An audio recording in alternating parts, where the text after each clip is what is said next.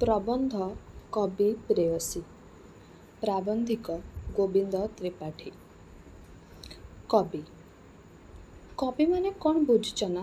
କବିମାନେ ଯେ କବିତା ଲେଖନ୍ତି ସେ ଏକା ନୁହନ୍ତି। କବିତାମାନେ ଛନ୍ଦ ପାଇ ପଦ ମିଳାଇ ଯାହା ଲେଖାଯାଏ ସେଇଆକୁ କହୁଛି। ପ୍ରକୃତରେ କବିତା ଗଦ୍ୟରେ ହୋଇପାରେ, ପଦ୍ୟରେ ବି ହୋଇପାରେ, କାଗଜ କଲମରେ ହୋଇପାରେ, ଲିହଣ ମୁଗୁର ଓ ଲଙ୍ଗତୁଳିରେ ମଧ୍ୟ ହୋଇପାରେ। କୋଣାର୍କର ନଟରାଜ ଯେପରି ମଧୁ କବିତା, କାଦମ୍ବରୀର ଗଦ୍ୟ ମଧ୍ୟ ସେହିପରି କବିତା। ଶକୁନ୍ତଳାର କବିତାଠାରୁ ଏମାନେ କୌଣସି ମତେ ହୀନତର ନୁହନ୍ତି। ତାଜମହଲର କଳ୍ପନା ଯାହାଙ୍କ ମୁଣ୍ଡରୁ ବାହାରିଥିଲା ଓ ଯାହାଙ୍କ ପର୍ଯ୍ୟବେଶଣ ତାଜମହଲ ତିଆରି ହୋଇଥିଲା ସେ ଫର୍ଦ୍ଦୁସିଙ୍କ ଭଳି କବି ଥିଲେ ଓ ତାଜମହଲ ମଧ୍ୟ ଓମର ଖୈୟାମଙ୍କ ଗୀତାବଳୀ ଭଳି ଉଚ୍ଚତର କବିତା। କବି କହିଲା ବେଳେ ମୁଁ ଏପରି କବିଙ୍କୁ କହୁଛି, ଖାଲି ପଦ୍ୟ ଲେଖା କବିଙ୍କୁ କହୁନି। ଏହି ଅସଲି କବି ଜାତିଆଙ୍କ ଭିତରେ ପୁଣି କେତେଗୁଡ଼ିଏ ବେଅସଲି କବି ନିଜ ପ୍ରକୃତ ରୂପକୁ ଲୁଚାଇ ମୁଖା ପିନ୍ଧି ବସିଥାନ୍ତି। ସେମାନଙ୍କୁ ବାଛିନେବା ଦରକାର। ଯେମିତି ଧାନ ଭିତରେ ବାଳୁଙ୍ଗା କି ଅସଲ ଛାପାମରା ସୋରିଷ ତେଲ, ଟିଣ ଭିତରେ ନକଲି ବାଦାମ ତେଲ। କିଛି ନ ପାଇ ଖାଇଛ ତ ପେଟ ପଥେଇବ। ଏ ନକଲି କବିଙ୍କ ବାହାଦୁରି କିନ୍ତୁ ଖୁବ୍ ବେଶୀ। ଏମାନେ ପ୍ରକୃତରେ କବି ନୁହନ୍ତି। ସତ କହିଲେ ଏମାନେ ମନେ ମନେ ସବୁ କବିତ୍ରା ଓ କବିଙ୍କୁ ବେକାର, ଧନ୍ଦା ଓ ଅଳସୁଆ ଭାବି ଘୃଣା କରନ୍ତି। କିନ୍ତୁ ପଇସା କମାଇବାର ଗୋଟାଏ ପନ୍ଥା, ନାଁ କରିବାର ଗୋଟାଏ ଶସ୍ତା ଉପାୟ ଅଥବା ଅନୁସରଣିଆଙ୍କଠାରୁ ବାହାବା ନେବାର ଫିକର ଭାବରେ ଏମାନେ କବିତା କରିବାର ଛଳନା କରନ୍ତି। ପଇସା ଲୋଭିକି ତା' ଲାଗି ପରିଶ୍ରମ କରିବାକୁ ହୁଏ ଢେର। ବେଳେବେଳେ କେବଳ ନିଜ ପରିଶ୍ରମ ଓ ବୁଦ୍ଧିର ଜୋରରେ ଏମାନେ ଭଲ ବୋଲିବାକୁ ମଧ୍ୟ ଭଣ୍ଡାଇ ପାରନ୍ତି, ପାରିଛନ୍ତି ବି। ମୁଁ ଆମ ଦେଶର ଉଦାହରଣ ଦେବିନି, କାରଣ ସେ ଖାଲି ମାଡ଼ ମୁଲେଇବା କଥା।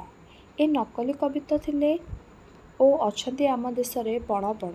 କିନ୍ତୁ ବୁଦ୍ଧିଆ କି ନା ତାଙ୍କୁ ଧଇଲେ ଏମିତି ପେଞ୍ଚ ଲଗେଇଦେବେ ଯେ ହେଲେ ଅନ୍ଧାରି ମାଡ଼, ନହେଲେ ବାପା ଅଜା 14 ପୁରୁଷ ଗାଳି। ଏ ହେତୁରୁ ବିଦେଶୀ ଉଦାହରଣ ଗୋଟେ ଅଧେ ଦେବି। ମରି ହଜି ଗଲେଣି ସେମାନେ କେଉଁ ଦିନରୁ। କରିବେ କ'ଣ ମୋର? ତାଙ୍କ ଭୂତଗୁଡ଼ା ଆସି ଟିକିଏ କିଳିକିଳା ରବ କରିପାରନ୍ତି। ଆମେ ବି ପକ୍କା ଗୁଣିଆ। ଗାରେଡ଼ି ମନ୍ତ୍ର ଅଛି, ତାକୁ ବୋଲି ପୁଞ୍ଜେ ସୋରିଷ ଫୋପାଡ଼ି ଦେଲେ ତାଙ୍କ ଉପରକୁ କୁଆଡ଼େ ପଡ଼ିବେ ଶୋଇ ତାଙ୍କର କବର ଭିତରେ ମହାତ୍ମା ପିଟରଙ୍କ ତୁଳି ବାଜିବା ଯାଏ। ସେମାନେ ଯେ ନରକକୁ ଯିବେ ସେ କଥା ବାଇବେଲ ଆଗରୁ କରି ଠିକ୍ କରିସାରିଛନ୍ତି। ଯୀଶୁଖ୍ରୀଷ୍ଟଙ୍କ ଖାସ୍ ଶବଦାର ପୋପ୍ ମହାରାଜା ଜୁଠି ଆସ୍ଥାନ ଜମାଇ ବସିଛନ୍ତି। ସେଇ ରୋମରେ ଜନ୍ମଲଭୀ ଓ ଭର୍ଜିଲ ଜିଅସ୍, ଏଥିନ୍ ମର୍କର ଇତ୍ୟାଦି ମିଛ ଦେବତା ଓ ଅପଦେବତାମାନଙ୍କର ଗାଆଣି ଗାଇଗଲେ। ତାଙ୍କ ଇଲିଆଡ଼ରେ ଅନ୍ଧାର ସମୟରେ ଜଙ୍ଗଲୀ ଦେଶର ଅନ୍ଧ ହୋମରଙ୍କ ଇଲିଆଡ଼ର ମାନ୍ଦରାମି କରି। ସେ ନରକକୁ ଯିବେନି ତ ଆଉ ବିରତି ପାଇବେ ସେ?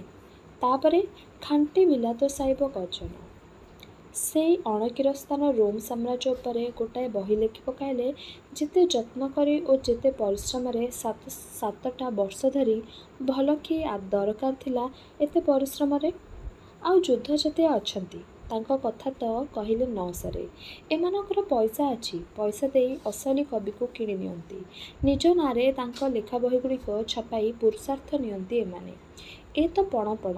ରଥେ କାବ୍ୟ ଲେଖିଲେ ଛପା ହେଲା ଦେବବର୍ମା ନାଁରେ। ଗଣ୍ଡା ଗଣ୍ଡା ପ୍ରଶଂସାପତ୍ର ଦେଶ ବିଦେଶରୁ ଆସି ପହଞ୍ଚିଲା। ଦେବବର୍ମା ବନିଗଲେ ଜଣେ ବଡ଼ କବି। ନୀର ଗୋଟାଏ ସାମ୍ରାଜ୍ୟର ମାଲିକ। ତାଙ୍କର ଇଚ୍ଛା ହେଲା ସେ ଗୀତ ଗାଇ ଗାଇ ପୃଥିବୀଟା ଚମକାଇ ଦେବେ। ଏତେ ବଡ଼ ପେଟ ଭିତରୁ ସେ ବେକ ମୋଟା ଗଳା ଭିଜେଇ ବାହାରି ଆସୁଥିଲା ଯେ ରାସ ମସ୍ୱର ତାରି ବଡ଼ାଇ ଦେଖାଇବା ପାଇଁ ବାହାରିଲେ ଦିଗ୍ବିଜୟ କରି ଗ୍ରୀସ୍ ପର୍ଯ୍ୟନ୍ତ। ଲାଞ୍ଚ ପ୍ରଭୃତ ଓ ଧମକରେ ଗୋଟାଏ ଅଧେ ବରଣମାଳା ଯେ ମିଳିଲାନି ତା ନୁହେଁ। କିନ୍ତୁ ଜଗତ ଆସିଲା ମୁହଁରେ ଲୁଗା ଦେଇ। ଜାଣିପାରିଲେ ସେ କିଛି କଲେ କ'ଣ ନା, ଦେଲେ ନିଆଁ ଲଗାଇ ରୋମ ସହରରେ। ଆଉ ସହର ଯେତେବେଳେ ହୁ ହୁ ହୋଇ ଜଳିଲା, ଲୋକେ ଯେତେବେଳେ ହା ହୁରିରେ ଆକାଶ ଫଟାଇଲେ, ସେତେବେଳେ କବିବର ଦୋତାଲା କୋଠା ଉପରେ ବସି ବେହାଲ ବାଉଜ ବଜାଉ ଲୋକଙ୍କର ଉତ୍କଟ ଭ୍ରୁକୁଟି, ଅଗ୍ନି ଦେବତାଙ୍କର ବିକଟ ଭ୍ରୁକୁଟି ଦେଖି ଦେଖି ମନରେ ମହାଶାନ୍ତି ଲାଭ କରିବାକୁ ଲାଗିଲେ।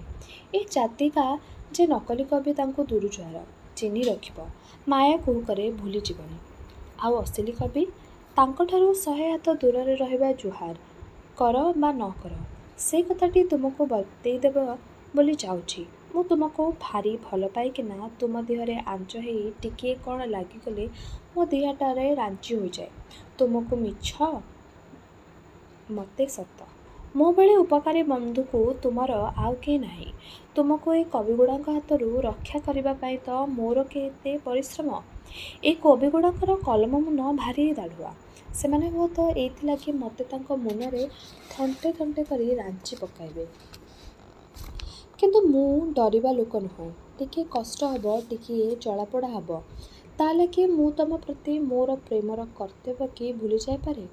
କହୁଥିଲି ତୁମେ ଜୀବନଟା ଅଭିଆଡ଼ି ରହିଯିବ ପଛକେ ଏ କବିଗୁଡ଼ାଙ୍କୁ କେବେ ହେଲେ ବାହା ହେବନି। ତାଙ୍କର ପ୍ରେୟସୀ, ମାନସୀ, ପ୍ରତିମା, ନାଗରୀମଣି ଏମିତି କିଛି ବନିଯାଇପାରେ। ଯେତେଦିନ ତାଙ୍କ ନିଶାରେ ଝୁଙ୍କ ତୁମ ଆଡ଼କୁ ରହିଯିବ, କିନ୍ତୁ ବାହାକୁଡ଼ା ହୋଇ ତାଙ୍କ ସାଙ୍ଗରେ ଘର ସଂସାର କଲାଭଳି ସମ୍ବନ୍ଧ କେବେ ହେଲେ କରିବନି। ଯେ କରିଛନ୍ତି କେହି ସୁଖୀ ହୋଇ ପାରିନାହାନ୍ତି। ତାଙ୍କର ସଂସାର ସୁଖ ସ୍ୱପ୍ନ ଭାଙ୍ଗିଯାଇଛି, ଜୀବନଟା ଖାଲି ଡହକ ଯନ୍ତ୍ରଣା ହୋଇଯାଇଛି। ମିଛ କହୁଛି? ଏ ଦେଖ ସେଲି, ବିଚାରା ନିରୀହା ପଡ଼ିଲା ଟୋକିଟା। ସଂସାର ସେ ଜାଣିଥିଲା କ'ଣ? ତାକୁ ଫୁସିଲେଇ ବାହା ହୋଇ ପଡ଼ିଲେ ସେ। କି କଲବଲଟା ନ କଲେ ତାକୁ? ଲୁହ ନ କାନ୍ଦି ରକ୍ତ କାନ୍ଦିଲା ବେଚାରୀ। ଶେଷରେ ବିବାହର କେଇଟା ଦିନ ପରେ ତାକୁ ଛାଡ଼ି ପଳାଇଲେ ଦେଶ ପାର। ଏଇ ପୁଣି ଦେଖ କାଳିଦାସଙ୍କୁ। ବାହା ତ ହେଲେ ରଜା ଝିଅ, ଏତେ ସୁନ୍ଦର ଦେବୀ ପ୍ରତିମା ଭଳି ଅଳିଅଳି ଝିଅ। ତାକୁ କନ୍ଦେଇ କନ୍ଦେଇ ମାଇଲେ, ଶେଷକୁ ମଲ ସାମାନ୍ୟ ଗୋଟିଏ ବେଶ୍ୟାର ଦୁଆରେ। ବାଇରନଙ୍କ କଥା ତ କହିଲେ ନ ସରେ। ଦିହରେ ରୁମ ଯେତେ ମାଇକିନା କରିଛନ୍ତି ସେତିକି। ୱାଟସନ୍କୁ ତ ମାଇପ ମିଳିଲାନି ଦରବୁଢ଼ା ହବା ଯେ। ଟେନିସନ୍ ଗୋଟାଏ ଟୋକିକୁ 10 ବର୍ଷ କାଳ ଭୁଆଁ ବୁଲେଇ ବୁଲେଇ ଖସିବାର ଅନ୍ୟ ଉପାୟ ନ ପାଇ ବାହା ହୋଇ ପଡ଼ିଲେ। ବ୍ରାଉନି ବାହା ହେଲେ ତାଙ୍କ ଭଳି ଗୋଟିଏ ପାଗଳୀ କବିକୁ। ସେ ଦିହଙ୍କର ଚାଲିଥିଲା ବେଶ୍। କାହିଁକିନା ଇଏ ପାଗଳକୁ ସେ ପାଗଳୀ। ଯେ କୁଆଡ଼େ ଚାହିଁଲା ସେ ସିଆଡ଼େ। 6 ମାସ ବର୍ଷକରେ ଥରେ କାଶିଆ କପିଳା ଭେଟ। ସେକ୍ସପିୟର ତ ବାହା ହୋଇଥିଲେ ଗୋଟାଏ ଦରବୁଢ଼ୀକୁ, ଯିଏକି ତାଙ୍କଠାରୁ 7-8 ବର୍ଷ ବଡ଼ ହେବ। ତାଙ୍କ ଜୀବନର ଭିତିରି ରହସ୍ୟ ବିଶେଷ କିଛି ଜଣାଯାଏନି, କାରଣ ସେ ଥିଲେ ଅନ୍ଧାରି ସମୟର କବି। କିନ୍ତୁ ଯେ ସେ ଯେଉଁ ସବୁ ରସିକିଆ 14 ପଦ ସଙ୍ଗୀତଟା ଲେଖିଯାଇଛନ୍ତି, ସେ ଯେ ନିଶ୍ଚୟ ତାଙ୍କର ସେଇ ଦରବୁଢ଼ୀ ପ୍ରେୟସୀଙ୍କ ପାଇଁ ନୁହେଁ, ଏକଥା ବୁଝିବା ଲାଗି ବେଶୀ ବୁଦ୍ଧି ବୃତ୍ତି ଦରକାର ହୁଏନି। ବୁଢ଼ୀକୁ ଘରେ ବସେଇ ଟୋକିଙ୍କ ସାଙ୍ଗରେ ପ୍ରେମ କରିବାରେ ବୁଢ଼ୀଙ୍କ ମନରେ ଅବସ୍ଥା ବେଶ୍ ଅନୁମାନ କରିପାରୁଥିବେ। ଏମିତି ଗୋଟି ଗୋଟି କରି ଗଣି ବସିଲେ ଗୋଟିଏ ମହାଭାରତ ହେବ। ଆଉ ଜଣେ ମଜାଦାର କବି ଥିଲେ ଦାନ୍ତେ। ତାଙ୍କୁ ତ ବାହା ହେବାକୁ ମାଇପ ମିଳିଲେନି। ବେଆଟ୍ରିସ୍ ବୋଲି ଗୋଟାଏ ଟୋକିକୁ କୁଆଡ଼େ ସେ ଭଲ ପାଉଥିଲେ ଔଜନ୍ୟ ଭାବରେ। ଭଲା ଏଇ ଗୋଟାଏ କଥାର କଥା। ଟୋକାଟୋକିର ପ୍ରେମ, ସେଥିରେ ପୁଣି ଔଜନ୍ୟ ଭାବ ଆସିବ କେମିତି? ଏତେ ବଡ଼ କଥା ଗୋଟାଏ ଭଲା ତୁମେ ବିଶ୍ୱାସ କରିବ? ଆମ ଦେଶରେ ତ କୋଉ ଟୋକା ଯେବେ କୋଉ ଟୋକିକୁ ଚାହିଁ ଟିକେ ହସିଦେଲା କି ପଦେ ଅଧେ କଥା କହିଦେଲା, ତାହେଲେ ଆମେ କହୁ ଏ ଦି'ଯାକ ଯୌନ ଭାବରେ ମଜିଗଲେଣି। ତାପରେ ତାଙ୍କ ନାଁରେ କେତେ କଥା ଯେ ଆମେ ବାହାର କରି ବସୁ। ଆଉ ଟୋକି ତୁମେ କହନା, ଏଇ ଯେବେ ତୁମକୁ ପ୍ରେମ କଲା ବୋଲି କହିଲା, ତୁମେ କ'ଣ ଭାବିବ? ଭାବିବନି ଯେ ତୁମର ଯୌବନକୁ ଚାହେଁ ବୋଲି। ତୁମେ ଭଲ କେବେ ହେଲେ କୋଉ ପ୍ରୌଢ଼କୁ ବା ବୃଢ଼ାକୁ ଭଲ ପାଇଛ? ମାନେ ଏଇ ବାପ କକେଇ ଭାବ ଛଡ଼ା। ସେ ତ ଆଉ ଭଲ ପାଇବେ ନୁହଁ, ଭଲ ପାଇବାର ଗୋଟାଏ ମାୟା ଦେଖାଇ ତାଙ୍କଠୁ କିଛି ଛାଙ୍କି ନେବାର ଉଦ୍ଦେଶ୍ୟ। ଯାହା ତମ ଭାଷାରେ ତୁମେ ଶ୍ରଦ୍ଧା, ଭକ୍ତି ବା ଆଉ କିଛି। ତୁମେ ବି ତ ଚାହଁ ଗୋଟିଏ ଟୋକାକୁ ବା 10ଟି ଟୋକାକୁ ପ୍ରେମ କରିବା ପାଇଁ। ତା ମାନେ କ'ଣ କେବଳ ଯୌନ ପ୍ରେମ ହିଁ ପ୍ରେମ ନୁହେଁ, ଆଉ ସବୁ ମିଛ କଥା, ଏଇଆ ନା? ଯେ ପ୍ରେମ କରି ଯୌନ ମର୍ଯ୍ୟାଦା ରଖି ନ ପାରିଲା, ତାକୁ ତୁମେ କ'ଣ କହିବ? କହିବ ନପୁଂସକ? ଘୃଣା କରିବ? ଉପହାସ କରିବ? ସତେ ନା ମିଛ? ତାହେଲେ ଦାନ୍ତେ ଏହି ଔଜନ୍ୟ ପ୍ରେମ କଥା କହିଲେ ସେ କେବଳ ନପୁଂସକର ମାୟା ଛଳରେ ନୁହେଁ। ଏମିତି ସମସ୍ତେ। ଏ କବିଗୁଡ଼ାଙ୍କୁ ଘେନି ଦେଖୁଛ, କେହି ସୁଖ ହେଇପାରେନି। ତୁମେ ପଚାରିପାର, କିନ୍ତୁ କିଆଁ? କବି ହେଲେ ବି ତ ସେମାନେ ମନୁଷ୍ୟ। ସବୁ ମନୁଷ୍ୟ ଯେବେ ସ୍ତ୍ରୀ ସନ୍ତାନ ଘେନି ଘର କରନ୍ତି ଓ ସୁଖୀ ହୋଇପାରନ୍ତି, ୟାଙ୍କଠି ସେଉଁଟା କାହିଁକି କଟିବନି? ତୁମେ ଜାଣିନାହିଁ। ଏ କବିଗୁଡ଼ାକ ପାଗଳ। ଏଇଟା ହେଲା ପ୍ରଥମ କଥା।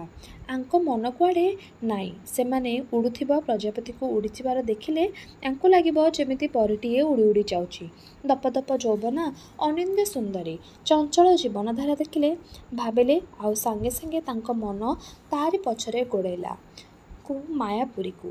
କୋଉଠି ଫୁଲଟିଏ ତା ଡାଳରେ ବସି ପବନରେ ହଲୁଛି, ଦୋଳୁଛି। କବି ଦେଖିଲେ ତାଙ୍କୁ ଦିଶିଲା ସେ ଯେପରି ସ୍ୱର୍ଗରେ ବସି ଗନ୍ଧର୍ବମାନଙ୍କର ଅପୂର୍ବ ନାଚ। ଦୌଡ଼ିଲା ତାଙ୍କ ମନ ସେ ମନଗଢ଼ା ସ୍ୱର୍ଗପୁରୀକୁ। ତାଳେ ତାଳେ ନାଚି ନାଚି ସେ ଫୁଲଟି ବଳେ, ଭାସି ଭାସି ସେ ପବନ ସମାନ। କବାଟ ଫାଙ୍କ ଦେଇ ଦିନର ଆଲୁଅ ଧାର ବାନ୍ଧି ଅନ୍ଧାରି ଘରେ ଝୁଙ୍କି ପଡ଼ିଛି। କବିଙ୍କୁ ଦିଶିଲା ଯେ ଯେପରି ସ୍ୱର୍ଗରୁ ନିଶୁଣି ପକାଇ ବାମନ ଋଷିଗୁଡ଼ିକ ମର୍ତ୍ତ୍ୟପୁରକୁ ଓହ୍ଲାଇ ଆସୁଛନ୍ତି ସଂଖଳିବା ପାଇଁ। ଭଲା ଏ କୋଉ କଥା? ଫୁଲଟାଏ, ଚଢ଼େଇଟାଏ, ଧୂଳିକଣ ଗୁଡ଼ାଏ, ଏସବୁରେ ଦେଖିବେ ସ୍ୱର୍ଗ ଅପ୍ସରୀ, ଗନ୍ଧର୍ବ, ବାମନ। କିନ୍ତୁ ତୁମ ପରି ସାକ୍ଷାତ ଅପସରୀ ତାଙ୍କ ପାଖରେ ବସିଥିବେ, କଥା କହୁଥିବେ, ହସୁଥିବେ, ସେ ସବୁ କିଛି ନୁହେଁ। ଘରଣୀ ଭାତ ବାଢ଼ି ଡାକ ପକାଉଥିବେ, ଆସ ଏ ଖାଇବ, ଭାତ ପୂଜାକ ଝଣା ହୋଇଗଲାଣି। ଶୁଣୁଛି କିଏ? କବି ତ ଜିଆପୋକର ବାଟଦରଣ୍ଡା ଦେଖିବାରେ ଭୋଳ। ତୁମେ ଆସିଲ ଘରର ହାଲ ହଇକତ ଜାଣିବା ପାଇଁ, ପଦେ ଅଧେ ଦୁଃଖ ସୁଖ ହେବା ପାଇଁ। କଥା ମଝିରେ କବିଙ୍କ ମନ ହେଲାଣି ଦୌଡ଼କୁ ଭୂତ ସ୍ୱପ୍ନ ପଛରେ। ତୁମେ ତାକୁ ତୁମ ପାଇଁ ଗହଣାପଟେ କିଣିବାକୁ ପଠେଇଲ। ସେ ବୁଲି ବୁଲି ରାତି ଅଧକୁ ଆସିଲେ ହୁଏତ ସେ କଥା ଭୁଲି, ନହେଲେ ଟଙ୍କାତକ କାହାକୁ ଦେଇ ଖାଲି ହାତରେ।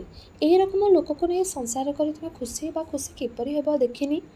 ଦ୍ୱିତୀୟ କଥା, ଏଗୁଡ଼ାକ ପ୍ରେମ ଜାଣନ୍ତିନି। ମୁଁ ତ କହିଛି ଏମାନଙ୍କ ମତରେ ପ୍ରେମ ଅଯୌନ। ଭଲା ଏ କେମିତି ହେବ? ସ୍ତ୍ରୀ ପୁରୁଷର ପ୍ରେମ ସେ ତ କେବଳ ଯୌନ ସମ୍ବନ୍ଧ। ସେତକ ନହେଲେ ପ୍ରେମ ସମ୍ପୂର୍ଣ୍ଣ ହେଲା କିପରି? ସେଇ କଥା ତ, ଆଇନ ବି ସେଇଆ କଲା। ତୁମେ ବାହା ହୋଇପାରି ଥାଅ, ଏକାଠି ସାଙ୍ଗସାଥୀ ଭାବରେ ରହିପାରିଥାଅ, କିନ୍ତୁ ସେତକ ଯେବେ ହେଇନି ତାହେଲେ ସେ ବିବାହ ଅପୂର୍ଣ୍ଣ ରହିଛି। ଦରକାର ହେଲେ ତାକୁ ଭାଙ୍ଗି ଦିଆଯାଇପାରେ। ଆଇନ କରିଛନ୍ତି ଯେଉଁମାନେ ସେମାନେ ବଡ଼ ପଣ୍ଡିତ, ରାଜ୍ୟର ମାଲିକ, କୋଟିପତି, ଲକ୍ଷପତି। ସେମାନେ କ'ଣ ଭୁଲ କଥାଟେ ଆଇନ କରନ୍ତି? ଯୌବନ ଭୋକ ଠିକ୍ ଭାତ ଡାଲିଖିଆ ଭୋଜି ଭଳି। ଭାତ ଡାଲି ନ ଖାଇଲେ ଯେମିତି ମଣିଷ ବଞ୍ଚିପାରେନି, ଯୌବନ ଭୋକ ନ ମେଟାଲେ ମଣିଷ ମଧ୍ୟ ବଞ୍ଚିପାରେନି। ହଁ, ଏ ଯୋଗୀ ଋଷିଙ୍କ କଥା ନୁହଁ।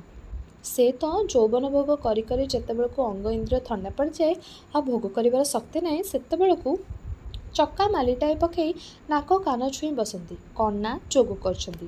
ଯୋଗ ତ ନୁହେଁ, ସେ ଖାଲି ନାକ ବାଳ ଛୁଇଁ ହଲପ ଯେ ଆର ଜନ୍ମରେ ମଣିଷ ହୋଇ ଜନ୍ମିଲେ ଟିକିଏ ଜଗି ରଖି ଭୋଗ କରିବି, ଯେମିତିକି 70 ବର୍ଷ ବୟସ ଯାଏଁ ଭୋଗ କରିବାର ଶକ୍ତି ରହିଯାଏ। ମିଛ? ଏଇ ଦେଖ ନା ମହାତ୍ମା ଗାନ୍ଧୀ। ମହାତ୍ମା ସେ, ଋଷି ସେ, କିନ୍ତୁ କେତେବେଳେ 6ଟା ଛୁଆ ହେଲେ, ମାଇପ ବୁଢ଼ୀ ହୋଇଗଲେ, ନିଜର ମଧ୍ୟ ଶକ୍ତି କମିଗଲା, ସେଠୁ ବସିଗଲେ ସବୁ ଛାଡ଼ି ଛୁଡ଼ି ଦେଇ। କ'ଣ ନା ଆମେ ତ୍ୟାଗୀ, ଆମେ ମହାତ୍ମା। ଏମିତିକା ଏଇସବୁ ଯୋଗୀ ଋଷି ଗୁଡ଼ା କମ୍। ୟାଙ୍କ କଥା କ'ଣ ଗୋଟାଏ କହୁଛ? ସତ କଥା କହିବ ତ ପ୍ରେମ ମାନେ ଯୌନ ସମ୍ବନ୍ଧ, ଆଉ ଯୌନ ସମ୍ବନ୍ଧ ମାନେ ପ୍ରେମ। କବି କିନ୍ତୁ ୟା ବୁଝେନା। ସେ କହେ ଯୌନ ସମ୍ବନ୍ଧ ଗୋଟେ ବାଜ୍ୟ କଥା, ଏଉଟା ପେଟ ଭୋକ ଭଳି ଭୋକଟାଏ, ଅସମ୍ଭାଳ ଭୋକ ଲାଗିଲେ ଯେମିତି। ଜାତିପ୍ରତି ଭଲ ମନ୍ଦ ବିଚାର ନ କରି ମଣିଷ ଯାହା ପାଇଲା ତା ଖାଇ ଆଗ ପେଟ ଜ୍ୱାଳାକୁ ଶାନ୍ତି କରେ। ସେହିପରି ଯୌନ ଭୋକ ବା ଇନ୍ଦ୍ରିୟ ଭୋକ ଲାଗିଗଲା ବେଳେ ଯାହାକୁ ମନ ବଳିଲା ତା ଉପରେ ତାକୁ ଶାନ୍ତି କରି ପକାଏ। ସେଥିରେ ପ୍ରେମ ଗୋଟାଏ କ'ଣ ଥାଏ? ଭୋକ ଦାଉରେ ତୁମେ ଯେତେବେଳେ ଶୁଖିଲା ରୁଟି କି କନ୍ଧିଆ ପଖାଳ କି ଦାନ୍ତଭଙ୍ଗା ଆରିସା ପିଠା ଚୋବେଇ ଯାଅ, ତୁମେ କ'ଣ ସେ ଜିନିଷକୁ ସୁଖ ପାଅ ବୋଲି ଖାଉଥାଅ? ପେଟ ପୁରିଗଲେ କି ପେଟରେ ଭୋକ ନଥିଲେ ସେ ଜିନିଷକୁ ତୁମେ ଭଲ ଚାହିଁବ? ଏ ବି ସେମିତି କଥା। ଇନ୍ଦ୍ରିୟ ଭୋକ ଲାଗି ମୁଁ ଯେବେ କୋଉ ମାଇକିନା ପାଖକୁ ଯାଏ, ତାହେଲେ ମୁଁ ତାକୁ ପ୍ରେମ କରୁଛି ବୋଲି କହିବାଟା ବଡ଼ ରକମର ମୂର୍ଖାମି। ଏ କବିଙ୍କର ଯୁକ୍ତି। ଆହା, କି ସୁନ୍ଦର ଯୁକ୍ତି ନୁହେଁ କି? ଘରେ ମାଇପ ମହଜୁଦ, ଏଣେ ଜଣେ ଯାଇ ନାଗରଣୀ କରିବେ, ଆଉ କହିଲେ ଶୁଣ କି ସୁନ୍ଦର କଥା ମାନ। ତାଠି ପ୍ରେମ ନଥିଲା, ଖାଲି ସେମିତି ଯାଇଥିଲି ଭାରି ତା ପାଖକୁ ନା। ତୁମେ ଭଲା ଏପରି କଥା କେବେ ହେଲେ ବିଶ୍ୱାସ କରିବ? କିଏ ବିଶ୍ୱାସ କରିପାରେ? ତୁମେ ବିଶ୍ୱାସ ନ କଲ, ସେଉଟା ତ ନ୍ୟାୟ। କିନ୍ତୁ ଓଲଟି କ'ଣ ଜବାବ ମିଳିବ ଜାଣିଛ? ତୁ ମୋତେ ଭଲ ପାଉନୁ। ଭଲ ପାଉଥିଲେ ତୁ ଏମିତି ମୋତେ ସନ୍ଦେହ କରନ୍ତୁନି। ଭଲା ସନ୍ଦେହ କରିବାରେ ଆଉ ରହିଲା କ'ଣ? ନିଜ ତୁଣ୍ଡରେ ତ ମାନୁଛ, ଯାଇଥିଲ ତା ପାଖକୁ, ଆଉ ସନ୍ଦେହ କ'ଣ କରି ପକେଇଲି ମୁଁ? ଭଲା ଏମିତି ମଣିଷକୁ ନେଇ କେମିତି ଘର କରିବ? ତୃତୀୟ କଥା, ଏ ଯେଉଁ କବିଗୁଡ଼ାକ ଏଗୁଡ଼ାକ ନିଜେ ତ ବଡ଼ ଅସ୍ଥିର, ଆଉ ସେ ଚାହାନ୍ତି ଜଗତଟା ଯାକ ତାଙ୍କରି ଭଳି ଅସ୍ଥିର ହେଉ। ଛଳ ଛଳ ଛନ ଛନ ଜୀବନର ସେ କୁଆଡ଼େ ଭକ୍ତ। ଯେଉଁଠି ଏ ଛନ ଛନ ଛଳ ଛଳ ଭାବ ନାହିଁ, ସେଠି ସେ ଜୀବନର ଦୁଃଖି ପାଆନ୍ତି ମରଣର ସ୍ଥିରତା ଓ ଶୀତଳତା। ତାଙ୍କୁ ସେଗୁଡ଼ାକ ଭଲ ଲାଗେନି। ତୁମେ ଯେବେ ସବୁଦିନେ ପହିଲି ବିବାହ ବେଳର ଛଳ ଛଳ ଛନ ଛନ ଭାବ ରଖତ, ତାହେଲେ କିଏ ଜାଣିବା ତାଙ୍କୁ ଭଲ ଲାଗନ୍ତା? ଭଲା କେମିତି ହେବ? ଅଭିଆଡ଼ି ବେଳର କଥା, ପହିଲି ବିବାହର ଚୁଙ୍ଗୁଚୁଙ୍ଗିଆ ବୟସ କଥା ସବୁଦିନେ କେମିତି ରହିବ? ବାହା ହେଲେ ହିଁ ଘର ସଂସାର କଲେ ପିଲାଛୁଆ ହେଲାଣି, ମୁଣ୍ଡ ଉପରକୁ କେତେ ବୋଝ ଆସ୍ତେ ଆସ୍ତେ ମାଡ଼ି ଆସୁଛି। ଆମେ ସେମିତି ଚଙ୍ଗଚଙ୍ଗ ଭୁରୁଙ୍ଗୁ ହେଲେ ଆମକୁ ସଂସାର କ'ଣ କହିବ? ଆଉ ଆମର ଏ ସଂସାରଟି ଚଳିବ କେମିତି? ଏ ସେ କଥା ବୁଝିବେନି। ବୁଢ଼ା ହେଲେ ବି ପିଲାଙ୍କ ଭଳି ଡେଇଁବା, ହସିବା, ଗୀତ ଗାଇବା, ଖେଳିବା ଓ ଚଗଲାଙ୍କ ଭଳି ଏଣେ ତେଣେ ବୁଲି ଧରିବା ହିଁ ତାଙ୍କର ସୁଖ। କିଓ କଥା କ'ଣ? ଜବାବ ମିଳିବ ଜୀବନୀ ଶକ୍ତି ହଁ। ହଁ, ଭଗବାନ, ସତ୍ୟ ହିଁ ଭଗବାନ, ସୌନ୍ଦର୍ଯ୍ୟ ହିଁ ସତ୍ୟ, ଜୀବନୀ ଶକ୍ତି ହିଁ ସୌନ୍ଦର୍ଯ୍ୟ। କି ମଜା! କଥାଟା ବୁଝୁଛୁ ତ? କଥାଟା କେମିତି ଗଡ଼ି ଚାଲିଲା? ଜଣେ କବି ତ ଏହି ମଇଳା ସାଲୁ ସାଲୁ, କାଲବାଲୁ ବାଲୁ, ସିଙ୍ଗାଣି ସଡ଼ ସଡ଼, କଫି ଫଡ଼ ଫଡ଼ ଛୋଟ ପିଲାଙ୍କ ଦେହରେ ଈଶ୍ୱରଙ୍କର ପୂରା ଅବତାର ଦେଖନ୍ତି। ଛୁଆ ଜନ୍ମ ହେଲାବେଳେ କୁଆଡ଼େ ଈଶ୍ୱରଙ୍କ ଜ୍ୟୋତି ଝଲକେଇ ଝଲକେଇ ଆସେ। ମୁଁ ତ ନାରୀ ନୁହେଁ, ପୋଖତ କାଳର କଥା ମୁଁ ଜାଣିନି, ଧାଇ ବ୍ୟବସାୟ ବି କରିନି। ଯେତେବେଳେ ପିଲା କ'ଣ ଝଲକେଇ ଝଲକେଇ ଆସେ ମୁଁ ଜାଣିନି। ତେବେ ଯାହା ଝଲକେଇ ଆସେ ବୋଲି ଶୁଣିଛି ସେଗୁଡ଼ାକ ଶୁଣିଲେ ତୁମକୁ ଭାତ ରୁଚିବନି। ତା ଉତ୍ତରୁ କ'ଣ ନା ସେ ଯେତିକି ଯେତିକି ବଡ଼ ହେଉଛି ସେଇ ଈଶ୍ୱର ଜ୍ୟୋତି ବା ଦିହରୁ ସେତିକି ସେତିକି କମିଯାଉଛି। ବୋଧହୁଏ ସିଙ୍ଘାଣୀ ଲାଳ ମଇଳା ସାଙ୍ଗେ ସାଙ୍ଗେ ଯୌବନର ଭାବ ଅବସ୍ଥାରେ ସେଥିରୁ କିଛି କିଛି ରହିଯାଏ। ସେ ତା'ର ବଳରେ ଶୋଇ ଶୋଇ ବସି ବସି ସ୍ୱର୍ଗର ସ୍ୱପ୍ନ ଦେଖୁଥାଏ। କିନ୍ତୁ ଯେମିତି ତା'ର ବିଚାର କରିବାର ବୟସ ଆସିଯାଏ, ଭଲ ମନ୍ଦ ବାଛିବାର ଶକ୍ତି ଆସିଯାଏ, ଜ୍ଞାନ ପାଇ ପାଏ, ସେମିତି କୁଆଡ଼େ ଈଶ୍ୱର ତାକୁ ଛାଡ଼ି ପଳାନ୍ତି ଆଉ ଶଇତାନ ତାକୁ ମାଡ଼ି ବସେ। ଏଇ ତ କବିଙ୍କର କଥା। ସଂସାର ଜ୍ଞାନ, ବୋଧଶକ୍ତି ଏସବୁ ଖରାପ। କିଶୋର ଆଉ ଅବୋଧର ଯୌବନ ତା'ର ଅବାଧତା କୁଆଡ଼େ ଭଲ। ସେଥିପାଇଁ ସେ ସବୁବେଳେ ପିଲା ବା ଟୋକା ରହିବାକୁ ଇଚ୍ଛା କରେ। ବୁଢ଼ା ଦିନରେ ଦିନ ନ ରହିପାରିଲେ ବି ଗୋଡ଼ାଏ ହୋ ହୋ ହୋଇଯିବା, ଧରୁଡ଼ ଧୁଡ଼ୁଡ଼ ହୋଇ 2-4 ପାହୁଣ୍ଡ ଧାଇଁଯିବା ଆଉ ବାକି ସମୟତକ ଶୋଇ ଶୋଇ ଅଳସ, ନିରର୍ଥକ ଓ ଅଦରକାରୀ ସ୍ୱପ୍ନ ଗୁଡ଼ାଏ ଦେଖି ମନକୁ ମନ ଟେକି ହେବା ଜୀବନଟା କଟାଇ ଦେବାକୁ ସେ ଚାହେଁ। ଏମିତି ଲୋକଙ୍କୁ ନେଇ ବାସ୍ତବ ସଂସାର କଠିନ ଜୀବନ କେମିତି କଟାଇବ ତୁମେ? ଏମିତି ଅନେକ କଥା କହିବାକୁ ଅଛି। ଯୁବକ, ଯେତିକ କହିଗଲିଣି, ଏଇଥିରୁ ତୁମେ ବୁଝିପାରୁଥିବ ଏ କବିଗୁଡ଼ାକର ମନ ଠିକ୍ ନୁହେଁ କି କଥା ଠିକ୍ ନୁହେଁ। ୟାଙ୍କର ତଳ ଉପର କାହାରି ଠିକଣା ନାହିଁ। କେତେବେଳେ ଥଣ୍ଡା, କେତେବେଳେ ଗରମ, କେତେବେଳେ ଇସ୍ପାତ, କେତେବେଳେ ଲହୁଣୀ। ଖାଲି ବାହାପିଆ ଗୁଡ଼ାକ ଖାଲି ବାହାପିଆ ଗୁଡ଼ାକ। ଏଗୁଡ଼ାକୁ ବାହା ହେଇ ଘର ସଂସାର କରିଅଛ। ତୁମେ କେବେ ହେଲେ ତା କରିବନିଟି? ଭଲ ଭଲ ଗୀତ ଲେଖି, ଲମ୍ବା ଲମ୍ବା ଚିଠି ବନେଇ ସେ ତୁମକୁ ଭୁଲାଇବାକୁ ଚେଷ୍ଟା କରିବେ। କିନ୍ତୁ ଜାଣି ରଖ, ସେଗୁଡ଼ାକ ଖାଲି ଫାଙ୍କା ଆବାଜ। ସେଥିରେ ଯେବେ ଥରେ ଭୁଲିଲ, ତାହେଲେ ପସ୍ତଉଥିବ ଜୀବନ ଯାକ। ଏଇଠି ଶେଷ ହେଲା ଗୋବିନ୍ଦ ତ୍ରିପାଠୀଙ୍କ ପ୍ରବନ୍ଧ କବି ପ୍ରେୟସୀ। ରହିଲି, ନମସ୍କାର।